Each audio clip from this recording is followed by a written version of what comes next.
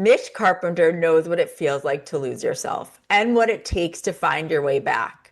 Mich is a spiritual medium, channel, telepathic communicator, and energy healing practitioner. She helps people receive guidance from spirit, reconnect with loved ones, and heal on a soul level. She channels a collective known as the Council of Eight and is known for helping people reconnect with joy, presence, and the wisdom of their own hearts. Her journey to this work was born through profound personal challenges. Mich has openly shared her experiences with childhood sexual abuse, devastating loss, divorce, grief, and years of feeling disconnected from herself. Those experiences eventually led down a path of healing, self-discovery, and service, including working in hospice, where her understanding of life, death, and the soul deepened in extraordinary ways.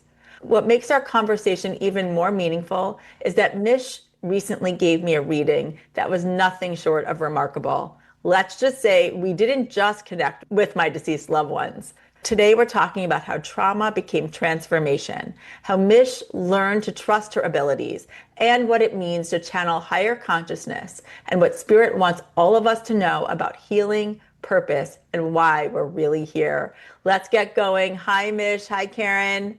Hi, Hi, Rob. Robyn. I miss. Hi.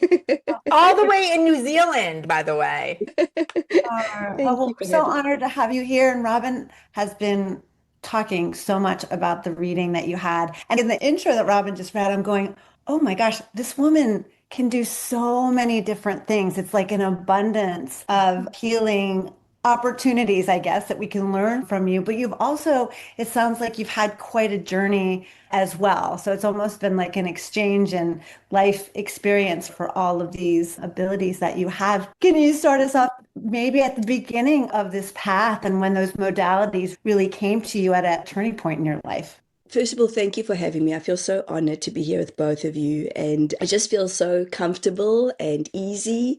And the journey has been a backwards and forwards journey. It really has been such a tough journey. And the pivotal point of my turnaround was when I was 32, 33 years old, and my ex-husband, I'd found out he was having an affair, but it took like a year and a half.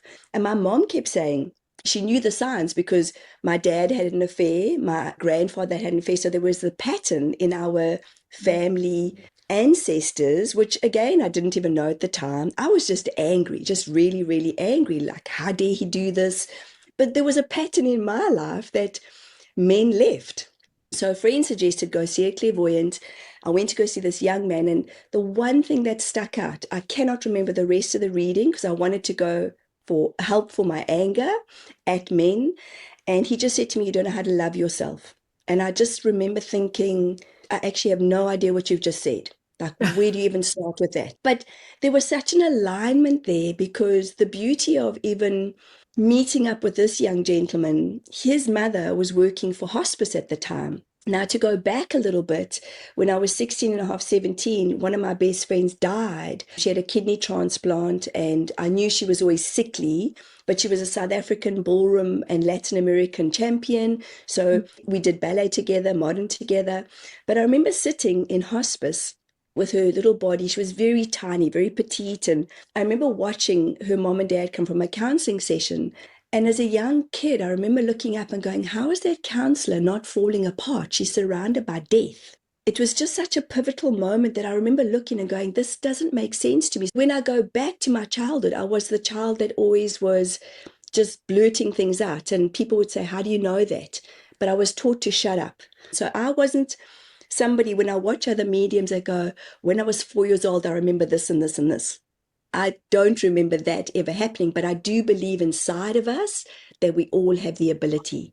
And I think that sometimes we can be caught up, myself included, in the labels of how do you label yourself when we have such a wisdom that's inside of us that Totally. we can all connect into. And fast forward through my divorce, because then I started counseling skills, started working part-time in hospice. And my counseling, the universe just presented my first few clients that were all sexually abused, which I was sexually abused at the age of 5. So for me, there's always a part of myself that I'm talking to. There's always a part that mirror reflection, which is the very thing that I shied away from. I think a lot of people kind of go, oh my God, you're so connected. I'm like, no, it's come with a lot of disconnection, as you shared. Robyn, as you read about me, it's like I was so disassociated. I was so deeply in my own trauma. I feel it's important to share. I don't have all of my knowings. I just don't. I'm here to experience being human, and I still can get triggered. I still can get very anxious. I get nervous. And I feel it's so important to share this because there's very much I've noticed in the last 4 or 5 years, especially since 2020, that, people have accelerated in their awakening and their spirituality. But some of the most judgmental groups that I've been in are spiritual people, myself Yes. included.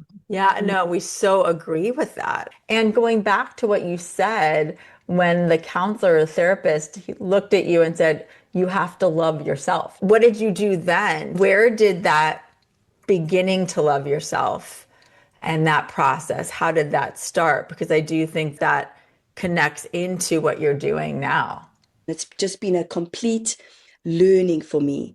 I think where it actually started was the weekend I went away. This youngster said to me, my mom runs hospice, why don't you go on this weekend retreat? That weekend, I think, was the first weekend where I decided to put myself first, not knowing what was coming, but trusting, because for me, self-love is trusting what our journey is about.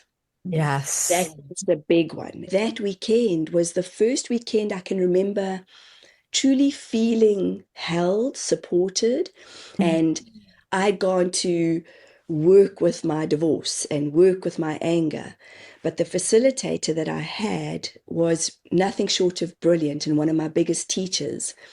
And unbeknown to me, she had walked a very similar journey. So it was just, you see how incredibly intelligent the universe is. But she was one of my hardest, brutal teachers, where she just got me to face me all the time. And she never tolerated any BS. She just got me aligned all the time. And it was scary. I cried so hard that my head felt like I was splitting open because I was so unsure of why she kept asking me how I was feeling about that time. I'm like, I don't understand. I don't understand. I don't help me with my anger. But underneath anger lies such deep sadness, which is why I'm so called to help with people who are grieving. Because grieving is most certainly part of our huge change. Our heart just stores, and if you just think of it as the pump that it is, and how it magnifies so much, it just stores so much. And then we talk about, I don't even think we can express how much we protect our hearts. The biggest thing I found is to learn forgiveness.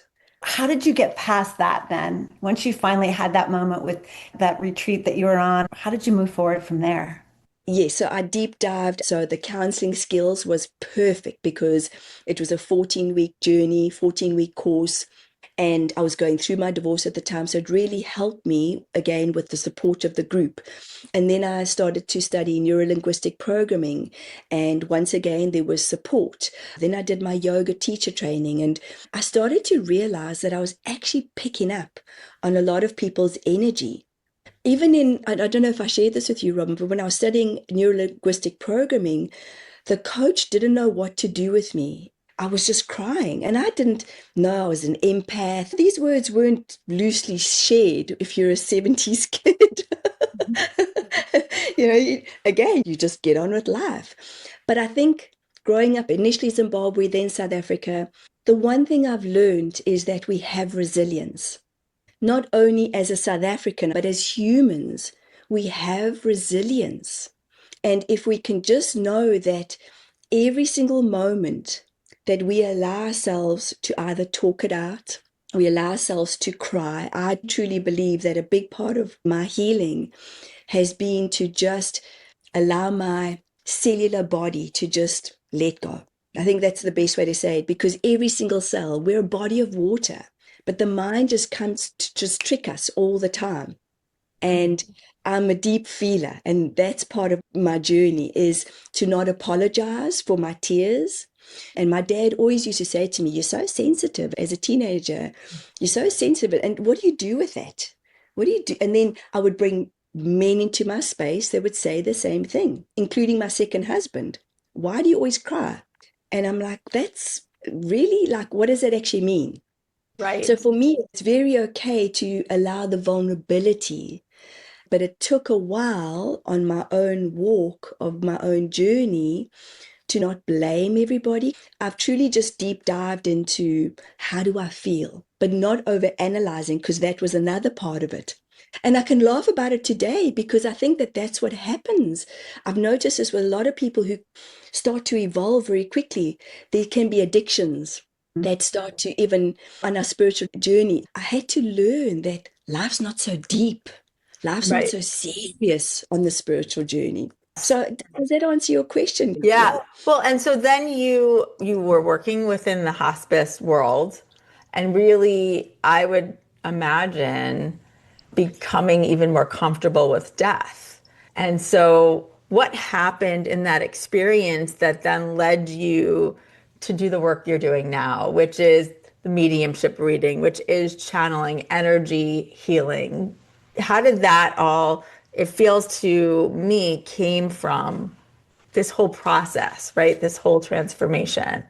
Yes. So part of me letting go of my own trauma and the heaviness of what I was carrying and storing and holding, and the release of what I would call golden tears, was where I started to, the best way to describe it is let go of this heavy coat. And when I took off the heavy coat and the heavy armor, that was my protection mechanism, I started to see things when I was counseling. And I didn't know that I was a medium or a psychic. I had no idea. But again, there were just things, even in yoga. After a yoga class, I would say to somebody, "Oh, so and so is here with you right now." And then I had to learn to ask permission, because to put somebody on the spot was quite a big deal, because people are kind of, "How do you know this information?" And it's just been an evolving. When I was living in South Africa before we immigrated to New Zealand, which we've been here for 10 years now, my teacher that I was talking about, she would teach me a lot on the board. And, we used to hold workshops together, but I'd always hear these other voices and I'd be watching her and then go, "Oh no, I think I'm going mad. Like, what am I listening to?" And unbeknownst to me, it was really the Council of Eight that was talking to me. And it was just weird because they would just be sharing things, and then it was kind of like this rock. And then we came to New Zealand and I actually fell to pieces. Like, after doing 9 years of emotional work, working through my trauma, coming to this deep sense of aloneness. But I got up every day, looked after my kids, and not knowing that the place that we immigrated to, which is called Queenstown, we were in these huge mountains. And I didn't realize that mountains hold so much energy. In Johannesburg, you're on a vibe, you're in fight or flight all the time, which is exciting, it's exhilarating, and you looking over your shoulder. And again, didn't know that my husband and I had PTSD. So I came to New Zealand and I started thinking, okay, how do I start? What's safe? My Mhm. counseling was safe. So I started putting the word out there, started to get involved in different communities. And then I started meditating again and just going for walks.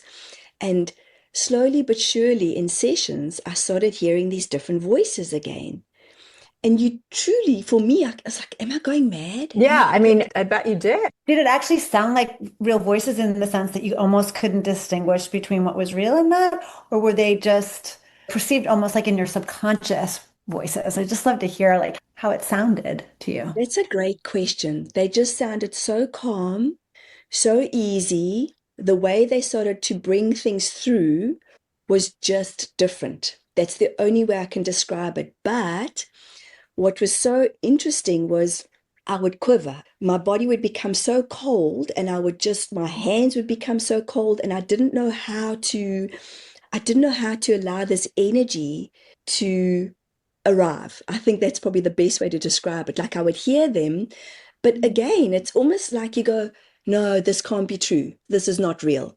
And this is before everything started to kind of just really shoot out in 2020. Like, I didn't know channeling was a thing. I just didn't know what to label myself, because I could definitely speak to spirit. I knew that. And one of my very first experiences was having a woman who I was counseling in South Africa, and I saw her little baby girl, and I didn't know she had a stillborn. And I described her little baby girl to the T, and she looked at me she'd been a client of mine probably for 4 or 5 months. She never once told me that she had had a stillborn. I described the dress that this little baby was wearing. I described her eyes, her hair. So that was how I kind of started to know that I could connect with spirit, loved ones who had passed over. But again, the Council of Eight was just different. It was just this, I didn't think anything of it other than this is different. And then they started to share with me in meditation, you need to start using music in your sessions. You need to start singing. You need to start opening up your throat chakra. And they started saying to me, with the Council of Eight, I said, okay, what does that even mean? Who are you? We're angelic beings of light, ascended masters who've once walked the earth planes. And every single time I would ask them, it would be exactly the same way that they would share it with me. And I've never been able to see them. I've been able to feel them. And I just felt this expansion in my heart. And through the singing, what was so miraculous for me with them getting to open up my throat is they started bringing through different frequencies, different, not what we would perhaps call light language. It was different tonings, different tunings, where it was very angelic, like almost operatic. Is that the right word? So this was a process. And then I watched Sheila Gillette, who channels Theo, and she said that she had to work with her nervous system. And again, my experience was like, oh my God, if only just somebody had told me magnesium would have been my best friend. It wasn't like that for me. It was just different. And I think we all learn differently. But what I love about what they share is that they share truthfully and they share in joy. And they share that there's no fear. The fear is what we've been taught. And that's been my learning with the Council of Eight, is that they are funny and they laugh at us as humans, which people don't like. How can these angels, why aren't they serious, And I'm like, who said angels have to be serious? So it's just been a wonderful journey of personal letting go of my belief systems, because I come from a background of being a reborn Christian. And Robyn, I think I might have shared this with you, is that talking in tongues in church was very similar to light language in my experience. Definitely. Well, and I think what you have done, and I know you are so honest in that this is all such a journey and you're still learning, as Karen and I say, we all are, right? Like we're on the journey, and thankfully now we're on the journey together. But you are learning all of these different modalities as you go along, and you're open and accepting, right? So thankfully you were open to receiving the Council of Eight. You've been open to being able to talk to our deceased loved ones. You also, though, have learned energy healing so that you can help facilitate that for others and combine that with all the things that you're doing. Like you're just so versed in all of these different ways to help us heal, I believe, including yourself. Yes, well, it has been about me, because the more that, and I don't say that with wanting to be egotistical, but it's the more I've let go, the more I've learned that, wow, just these moments of what we would term clarity, a moment of saying, wow, I'm so grateful for this experience, but I had to let go of my humanness. And I'm human, I know that. Not realizing that we are light that come in, that we're these beautiful, incredible lights. But my journey of being human has just been different. And that's what I know as a truth, is that our souls know. Our blueprints of the essence of who we are knows what we come in with. And the learning has been, and this is what I love to teach if I can, and the more open people are, the more easier it is for the messages to come through, and the way we hear them, the way we interpret them, because we all learn differently. And in energy healing, we just rub our hands together and we can feel it. It's that simple. Exactly. It's simple. I love to bring simpleness, and that's what the Council of Eight brings. Sorry, I get so excited because it's, how can we teach simply? How can we teach that we sitting here? How miraculous is it that somebody brought a Zoom together? There's so much to learning. I just feel like it's such a miraculous time to be alive. And when we look at just the gratitude of what life gives us, we can all do it, but we're all different. And this is what the telepathic children have taught me, you know, the nonverbal autistic community. They only see us. They will never, ever, ever, ever bring anybody down. They just see us in love. They see us in openness. They see us in the truth of who we truly are. And it can be very overwhelming, though. Just to be seen that way? Yes. Can you Yeah. just talk just a moment more about the telepathic community that you work with and how you came to be doing that? And what does that mean? You know, what does that mean? What does it mean to be a communicator for them? So I'm a voice for them. And the best way I describe it is the old radios that we used to have in our cars, or, you know, like perhaps our parents or grandparents have the little receivers and with the aerial. And we all tune in to a certain frequency. So how it started to happen was a very good, well, she was a client initially, and she saw me on a podcast, and I was speaking about my background, and she realized that she had trauma. There were similarities in our stories and the abuse and just alcoholic parents. And she reached out to me. And I didn't know at the time that she's got 5 children, and her last 2 children, Cody and Aaron, Cody's Down syndrome and Aaron is non-speaking autistic. And she started spelling with them, and she had no idea how brilliant Cody is in spelling. He was telling her how they see spirit. He was telling her via spelling. And what actually happened was I had a client the one night, and I heard Cody's name coming up. So I said goodbye to my client, and I sent her a voice message. And this is over the last 3.5, 4 years that we've developed a relationship and developed a friendship. She lives in the UK. And I said to her, I think Cody's connecting with me. And she's like, what? I said, yeah, I just hear Cody's voice. And she's like, oh, what does he say? And it's been interesting because the things that they've shared with me has been so on point, because once again, I never know until there's confirmation. So he would share things with me, and then she'd say, oh my God, I didn't realize he knew that. It was kind of like I have an eye. The best way, you know, like you're a submarine and you have a telescope and you just, boom, there you are. And that's how our energy is so intertwined. Wow. So the working with the children has been another level for me in terms of my bandwidth and the downloads or the receiving of what I get, because I'm exhausted afterwards, because they are just another level. And they've almost taught me to, once again, just receive, because sometimes I'll be sitting in meditation, or I'm sitting just looking out the window, and then I'll hear one of their voices. And then I sit and I go quiet. And then I started giving voice messages, and Monique and her boys were actually homeless because the system in the UK wasn't looking after them. And I put a GoFundMe out, and I just thought, okay, I've just got to be thick-skinned. Let's just do this. And what was happening is they were giving her or me the guidance to guide them as to where to go. The one time I said to her, you're going down south. And she's like, we're going in a different direction. I don't know exactly where she was going. And the next minute, her journey completely changed, and she was going down south in the UK. And she's like, oh my God.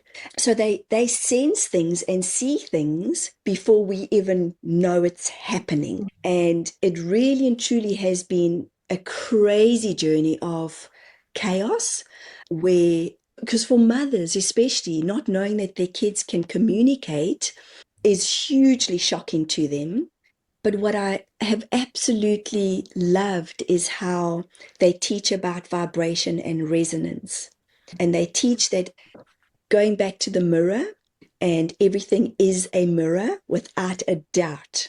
And this is what the telepathic children have been teaching us, that the parents need to work with their nervous systems. The parents need to work with themselves, because they are just reflecting what they receive. So Monique's youngest, who's very truthful, will say to her, you need to go for a walk because I'm picking up. And they have apraxia. I don't know if you've heard about apraxia. No, what is that?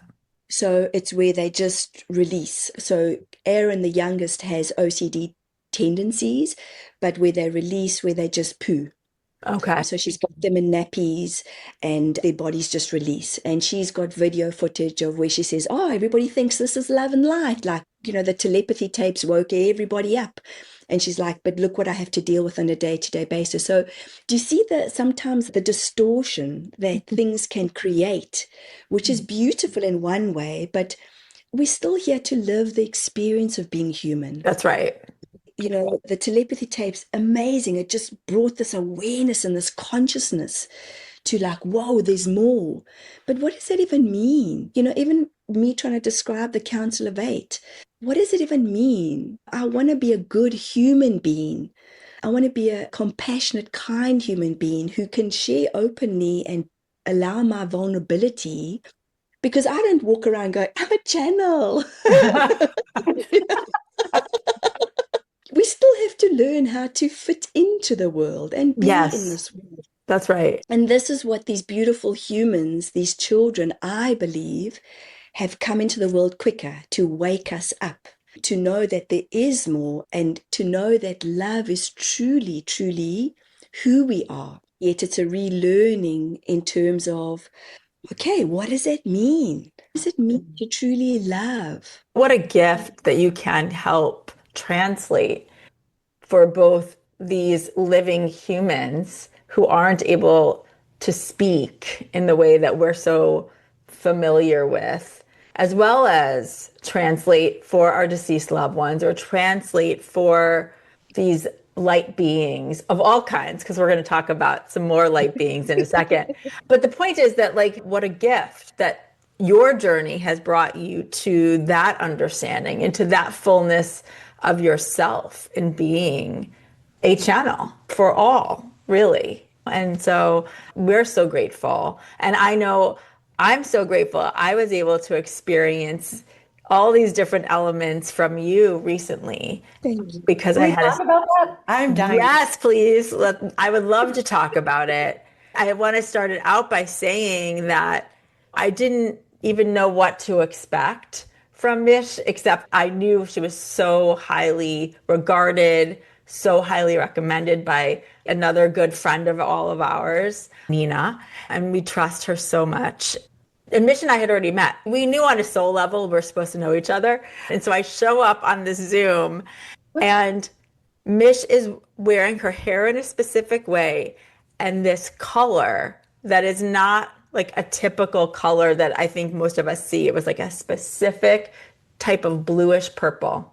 And I was taken back by it. She hadn't even said anything yet. And I was taken back by it. And then Mish told me she was told to wear that color and her hair that way, because my mom was already coming through to her. And for those of you that listen to this podcast, and for those of you that don't, my mom passed away very recently. She passed away on May 8th, and we had more of a formal ceremony for her on May 28th, and this is in 2026. And here we're taping this on June 22nd. So it's really recent for me. And I really wasn't expecting that at all. And for you to open it up and say, so your mom is telling me what to wear, told her the jewelry to wear, we told Mish to wear that color and her hair in a specific way. And the way that Mish was wearing it is the way that she always wanted me to wear my hair. So that, just starting off that way was bonkers, because no one would know that. I mean, and that's what I also want to say about these experiences and with the people that we bring on this podcast, and why we're so fortunate. And we only share people we trust. And my goodness, like, that was just holy crap. Total validation there. It was total validation.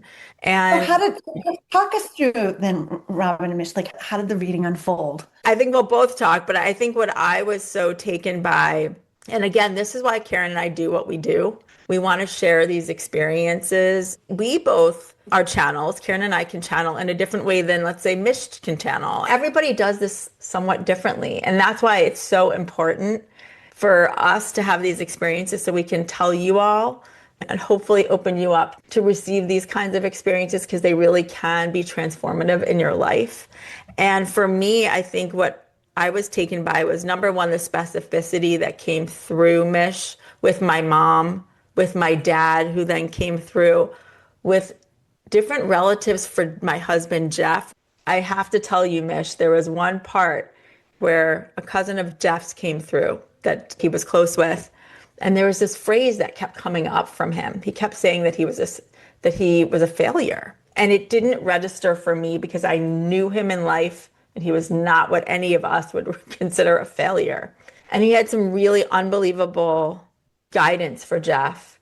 And so after the whole experience, I went and talked to my husband, Jeff, about it. And I told him, he kept saying this phrase and it didn't make sense to me. I was trying to come up with reasons why he would say it and none of them felt right. And Jeff told me that was something his cousin said to him all the time because that's how he viewed himself. And so I just want you to know, like, it's those kinds of things that you would never know, that I didn't even know, but Jeff knew.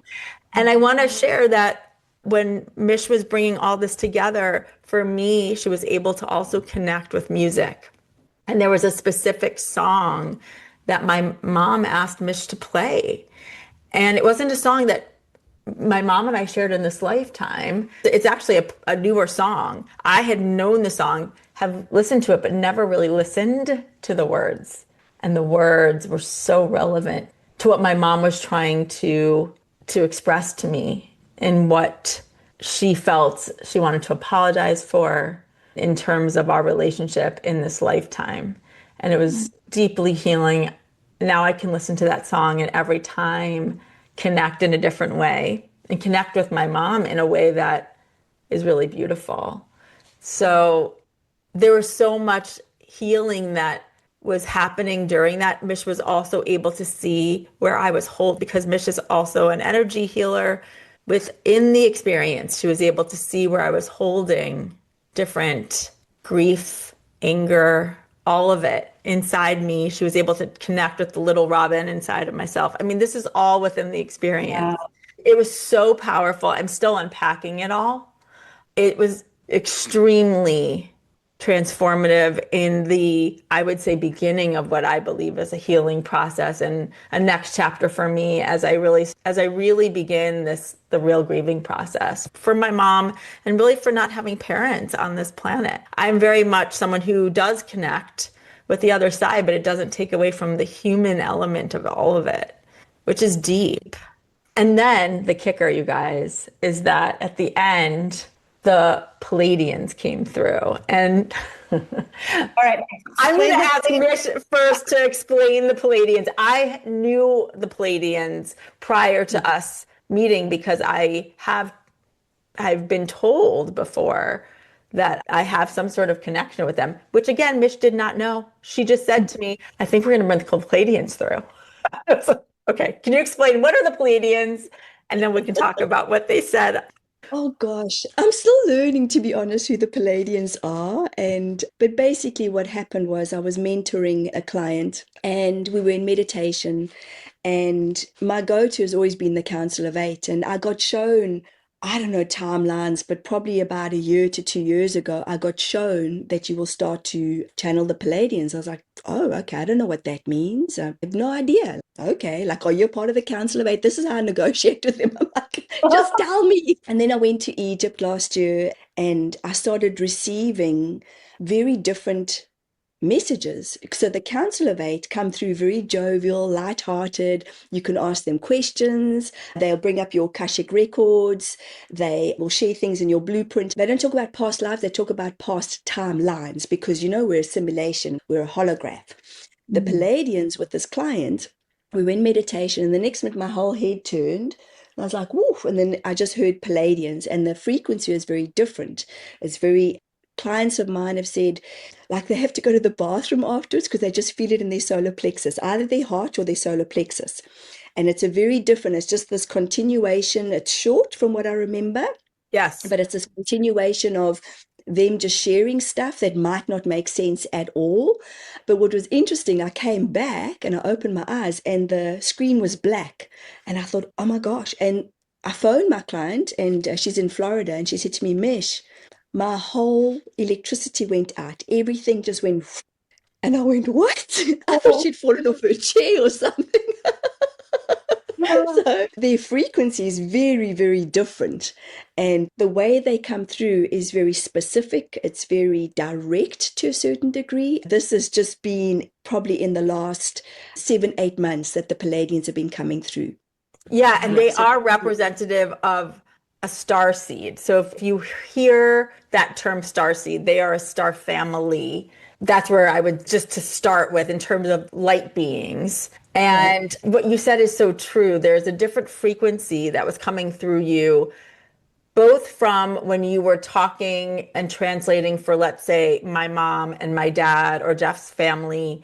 And then I've also, you all can listen to and watch Mish channel on her YouTube channel, but you can see the difference, like the Council of Eight, the way that they come through to you, very different than when you are channeling the Pleiadians. There's just a different tone that I would say. And then what I found even more fascinating, and I'll share very quickly some of the themes that came up because they were for everyone. They weren't just for me. There was one specific thing they said to me, which I can share at the end, but it was really for everybody listening, which is why I'm so grateful we get to share that here. But then you also were speaking in what I would say is light language. There was a whole period so that if you, and we can clip this and we'll put it up, and you can see you're speaking, but then all of a sudden you go into what I have seen as light language, and it's a frequency and you can feel it. You can really feel it. And then they came back through you with, again, some more messages. Wow. Fascinating and so different than the other part of my experience with you. And what they wanted everybody to know was that Earth knows, Earth transforms. They said that several times. They said that our souls are not meant to be changed, that humans continue to want to change their souls, but we are already light. We are already knowing. We already have our each unique imprint. So that we're not meant to change our soul, which I thought was key, that they talked about the frequency and that everything is frequency, the birds, storms, light language, everything. The body is frequency. They talked about the feminine bringing change and that transformation is underway on Earth. They did thank me specifically for doing this work and helping bring this more to the world. And they used the word, may grace follow you wherever you go. And Grace is my mother's name. Oh, And you said that too without knowing it earlier. You had said that in my reading. Again, you didn't know my mom's name was Grace. It was just so cool. And then they said, peace be with you, peace be with you, peace be with you. They said that several times. And it stayed with me. I've actually shown it to my family. I'm like, everybody needs to experience this. And know that I think the other part for all of this is we're not alone. Yeah, Robyn, I was just thinking that like the beauty of this kind of a reading reminds us, I think we can get so caught up in our own 3D experience. So of course, it's lovely to hear from mom who's crossed and get the affirmation that she's there, but to get these other messages that sort of remind us all that we're not only not alone, but like there are so many other entities out there that can help us and guide us, that have been there and that continue to guide the planet and infuse the planet with energy as well. It's such a unifier. We were talking earlier, Robyn and I, about how that is so needed now. And how amazing is it that what you're doing, where years ago was like, oh, woo, that's so weird, it's too weird for me, is now really becoming a force of healing and unity and bringing us all together and reminding us of how vast this universe is and how important we are. We, each one of us, the Pleiadians came and visited Robyn, right? Like, holy moly, one important person. Not an everyday conversation, hey? No, that doesn't happen every day. And I laugh about it, but in a way, it's probably kind of the sense of humor you keep talking about. They must wish so much that we did have the vantage point so that we could lighten up literally and figuratively, Yes. more about our 100%. experience and know that all is well and that we are supported in that sense. What a beautiful gift you give. Thank Wonderful. you. And I truly thank you. And it's beautiful to hear back again, when you're speaking, Robyn, and going, wow. But I always say, if I can do it, like this little person who grew up in a mining town who had freaking not the best mouth, and I'm still learning to reel it in with no filter. I just think that's part of who we truly are. If you watch children, it's children just are truth speakers. They tell you like it is. And I think that that's part of the role that these beings want us to start to navigate again. And it's just, again, an incredible time to be alive. There is so much information out there, but if I can do this, anybody can do this, and it comes. I mean, yes, I've had readings myself where people have confirmed things, or I'm not too sure what's going to be shared, but I take it, just go, oh, okay, because we all light. I just go, Yes. oh, I still have my very human, real experiences where it's important that, again, that I share that, because there's imperfection in our perfection, Yeah. because I am not perfect. I am in spirituality. There's this following of people that are thinking that somebody said to me when I was sick recently, this is perhaps an example. Oh, Mish, people like you, I didn't realize you get sick. And I'm like, what do you even mean? Of course I get sick, Yeah. but I want to take that stigma and just tear it up like a contract and just say, no, guys, if I can do this, we can all do this. That's I right. mean, may I ask, were you channeling recently? When did you both start to channel? I'd love to know. Yeah. For me, this journey has started in 2019, I would say, in terms of really understanding that we each have the power. So now that's what, 7 years ago? I didn't understand that we each could do it. I think I gave that power away to other people.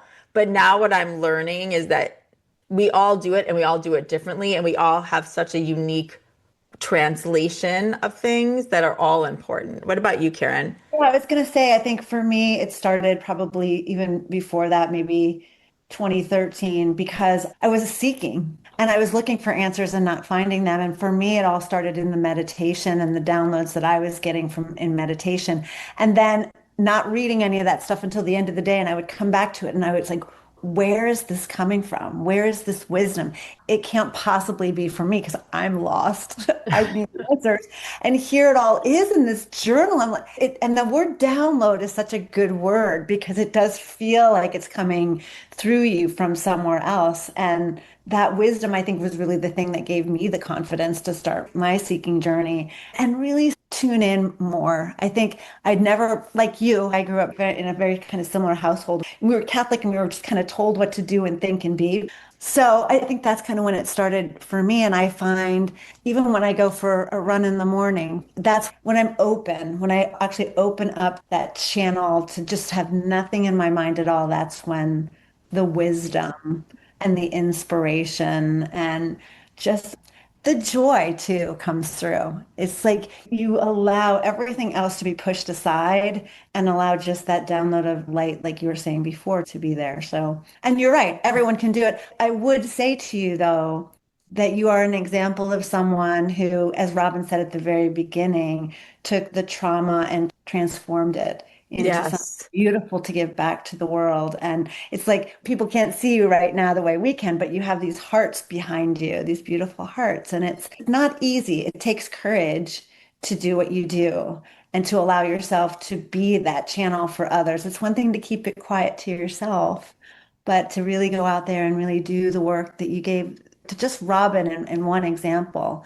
She's had a lot of readings and they've all been amazing, but the diversity of what you've been able to give her, as we were saying before, on just, her mom and the people that are her soul guides in life, but then bringing out this much more huge realization for her of what's out there and what's supporting her.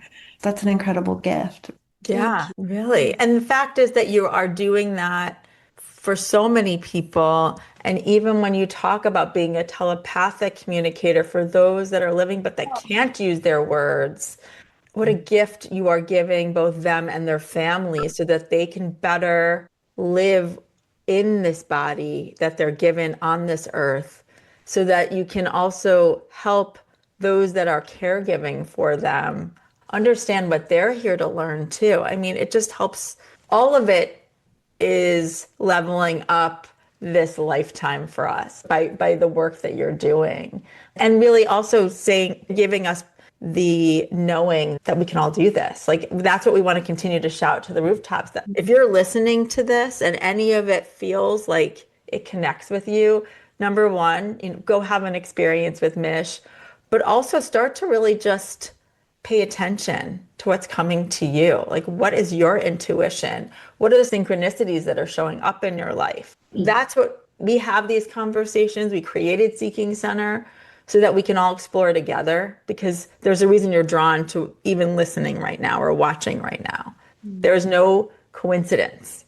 Could be like one of the breadcrumbs. Yes. Something much bigger. And like, go look up the Pleiadians, like all the things, the Council of Eight. Go watch a video of Mich's where she's channeled them. You can experience them live with her. She has different ways for you to experience, whether that's one-on-one, whether that's in a group. They're all just opportunities to see something bigger than yourself. Start the exploration that we're in this together. I love that. And it's something that I've shared myself exactly in those words. We're all in this together. Oh, we are. You also said something which was so profound, because everybody's individual. And that's what the telepathic children have shared with me and others. I'm not science or maths based. So if there's like Cody's very science based, but I don't get the equations or whatever. So I said to his mom, find somebody who's science-based, and we've just literally landed a guy who's landed a guy. But it's incredible. It's incredible how they just bring these human beings in, and this guy's science-based and such a beautiful man, was such a kind, soft heart. He was blown away with what the boys knew. And I've communicated for many others as well. And it's just such a privilege, but at the same time, it can be a huge amount of responsibility. Yeah. Yeah. Especially when the mothers are asking you about supplements, or do they do this or do they do that? And you just, like, for me, it's like giving the mothers back to themselves and saying, you're the mother, you gave birth to these children. It's not about me. I can teach you muscle testing. I can teach you body testing. I can teach you with the pendulum. But what are you getting? Tap into your intuition. That's right. And that's what you shared earlier on, Robyn. And that's the thing. We all are unique. I say, we don't need more Michelles or Mishes in the world. We've got one. Like, I'm freaking mad as a hatter at times, So you live with me and you'd be like, oh my God.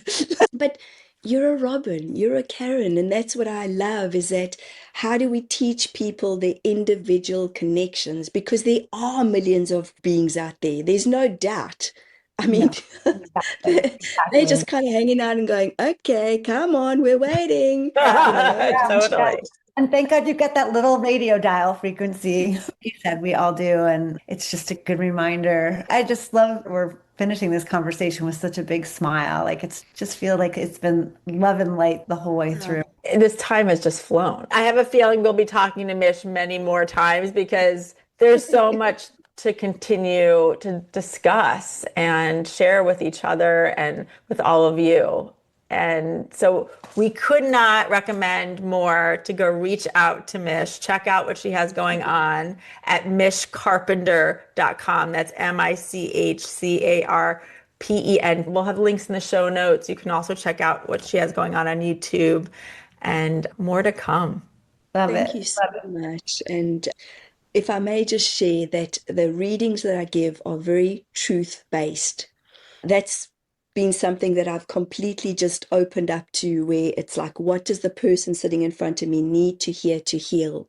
And that's why I love hearing what you shared, Robyn, because, I forget, but sometimes we don't understand, or we interpret just what we're trying to interpret in the readings until we look back or we listen back. And that's why I love to record them, because I highly recommend, like, listen back, because you'll get something else out of it, or something else out of it. I feel very, very, very honored. I often laugh and I go, you chose me? And what were you guys thinking? All on purpose. There's no doubt. Yes. Yeah, in some profound way. But thank you. I'm so grateful to be here with both of you. And it's just such an honor. And may we all just keep shining our lights bright. Yes. Thank you.